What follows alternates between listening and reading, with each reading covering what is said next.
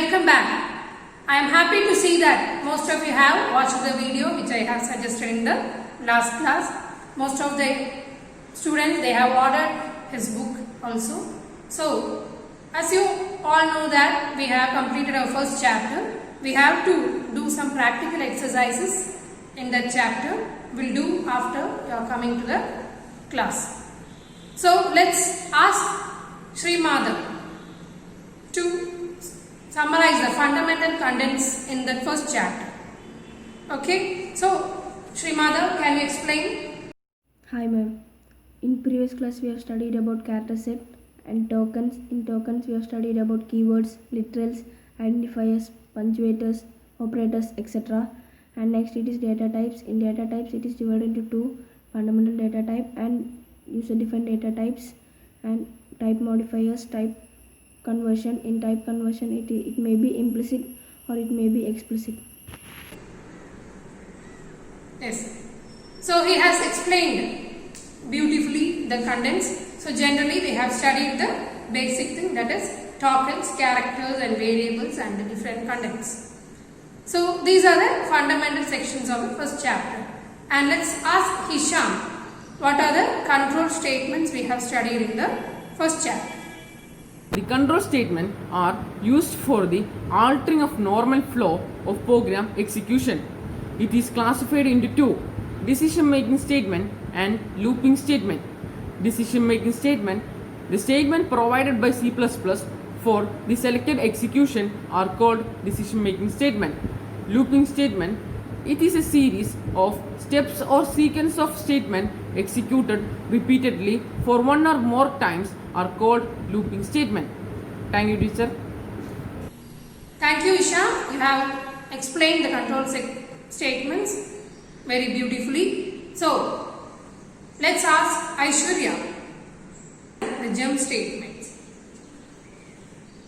Statement: the statement that facilitates the transfer of program control from one place to another is called as jump statement.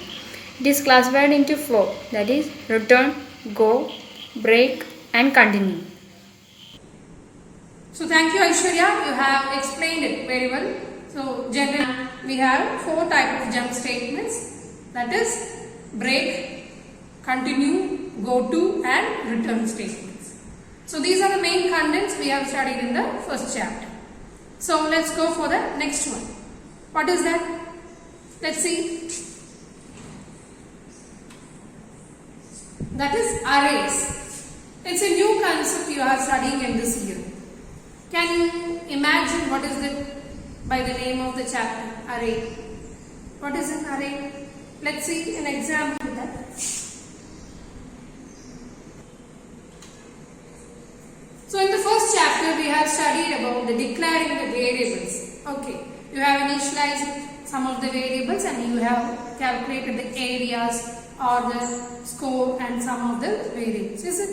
So here I have to calculate the average of TA marks of 20 students. So I have to initialize 20 variables for calculating that value, is it? So here I have initialized the 20 variables from A to T.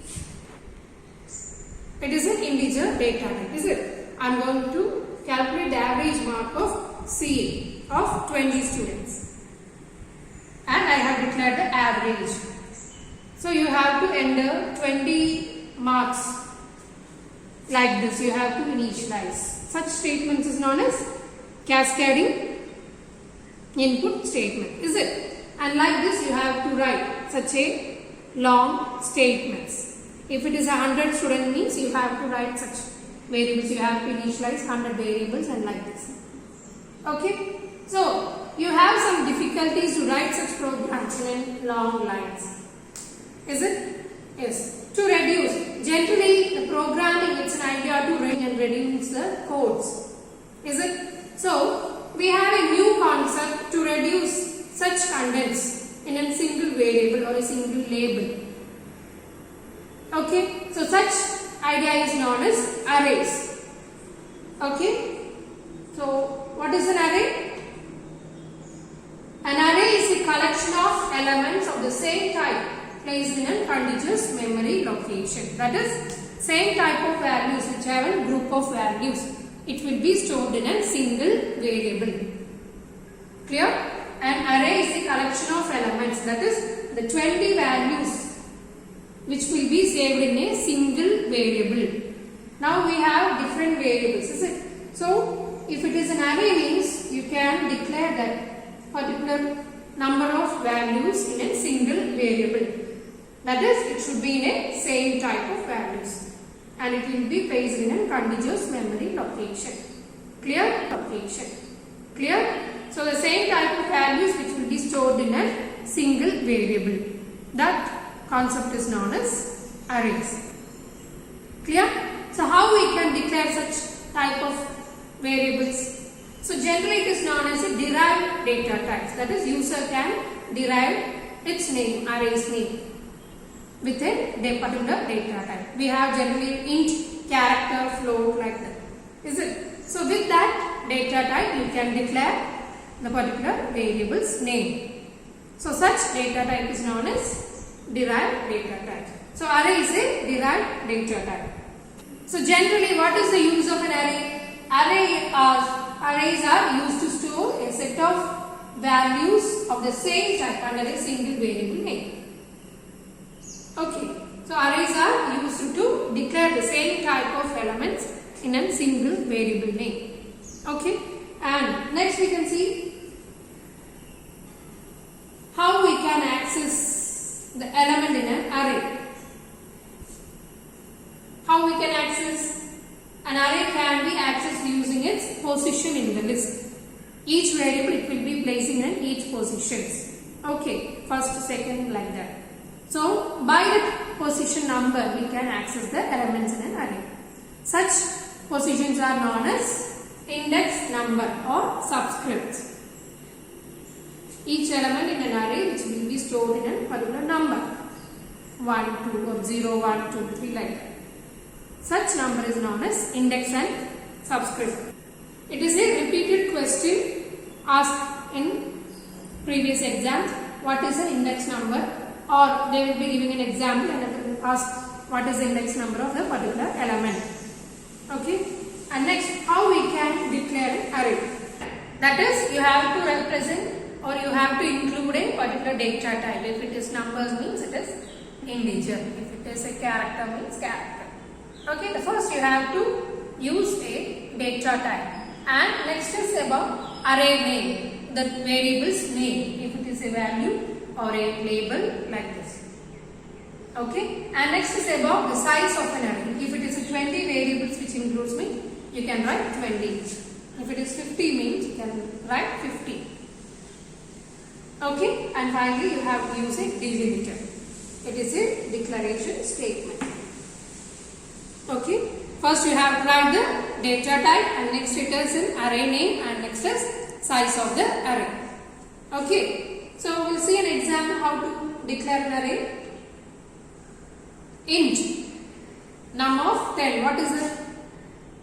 Here, which is the data type? Int. And next one, what is that? The word num. It is a variable name, that is array name. Very good. And next is size of an array. How much it is? 10 variables. Is it? 10 values which will be including. It is an integer data type. That's the meaning of the declaration of the particular statement. Clear? And the next one is the allocation of elements in the memory. So the 10 elements will be stored in the memory location by this name, num0, num1, num2, like this. Okay, each element is accessed by this numbers. Here you have the numbers to access the particular number, particular values. So each element it will be have an index number or it is known as subscript. Okay, so by accessing this, so each element in an array is accessed by its position in a particular memory location. This position or the number in a memory location is known as index or subscript. Okay students, so let's see how to let's see how the elements is allocated in a memory location. The memory allocation of an arrays. So here num1, num2, these are the integer data type values. So we know that for integer values we need 4 bytes. Is it? So here for num0 it's having continuous memory location, that is from if it is. For example, it is 1000 means the 4 bytes is including for num0. Again for num1 it is 1004 to 1007. Like this the continuous memory allocation will be, the continuous memory space will be allocated for each element in an array. Clear? So let's see how to initialize an array.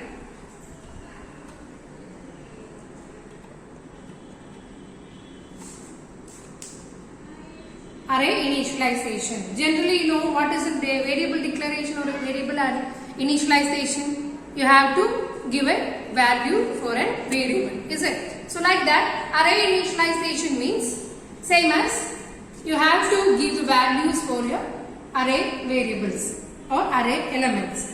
Here the first one is int is a data type and score is an array name, and in the square bracket you have the array size, that is 5. So you have to initialize 5 values for the array. Here you have the 5 values, and next is, what is the data type? Character. And next one is its array name. Is it? What about the size? It's 6. So you have 6 characters in your array. So generally while you are initializing the array, you have to include the values in a double bracket or a curly bracket. Okay. By initializing the array, you have to include the values in a curly brackets. Clear? And next one is float data type and its array name. Okay. And its array size. The array size it is including in a square bracket. Okay. So like this we have initialized the values in an array. Clear? So here last array declaration. Can you identify any difference? Yes, they have no array size. We didn't declare any array size. If we didn't declare any array size in an array means it will be allocating by itself. It will take their own memory space. Okay, if you don't know about the array size means you can make it as a blank. It will be automatically arranging in memory location. Clear? So these are the things we have studied in this chapter. So far we have discussed what is an array. So what is an array? An array is a collection of elements which has in the same type of values which is allocated in a memory location. Is it? So I hope you have understood the content which we have discussed. We'll see you in the next class.